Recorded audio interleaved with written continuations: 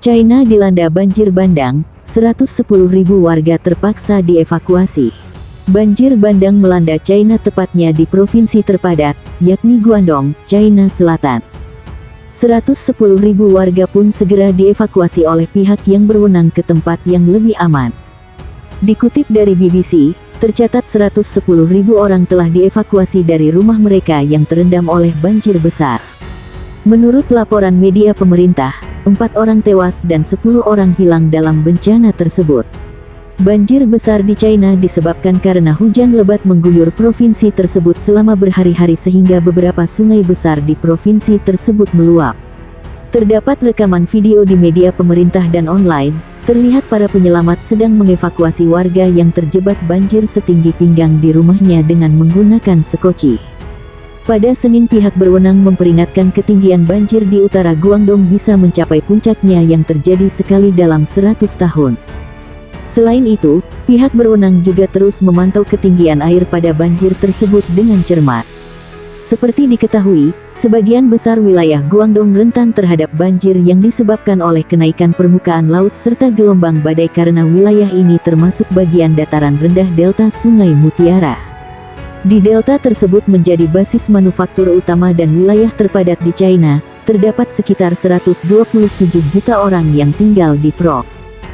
Guangdong, Kota Guangzhou, ibu kota provinsi Guangdong, beserta kota-kota kecil Shaoguan dan Heiyuan merupakan wilayah yang paling parah terkena dampak banjir.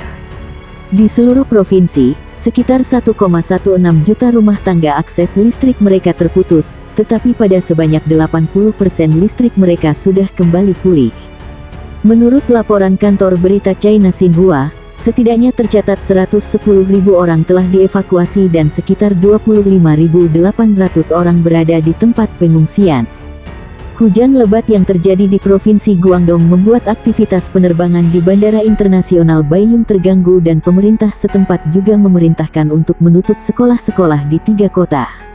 Lusinan rumah di provinsi tersebut rusak parah. Pihak berwenang menyampaikan total kerugian ekonomi akibat bencana banjir tersebut hampir mencapai 140,6 juta yuan atau sekitar 19,8 juta dolar.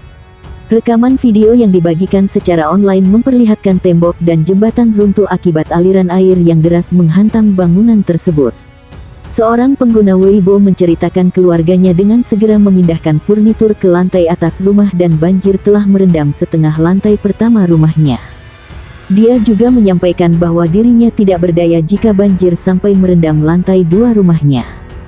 Hujan deras telah membanjiri separuh lantai pertama rumah kami, tulis pengguna di Weibo pada dikutip dari BBC. Pengguna lain Weibo juga menceritakan dirinya saat sedang perjalanan pulang hujan lebat mengguyur jalan raya dan terlihat seperti air terjun. Hujan tersebut berlangsung selama 1,5 jam sehingga dirinya tidak bisa melihat jalan. Saya tidak bisa melihat jalan sama sekali, tulis pengguna lain di Weibo.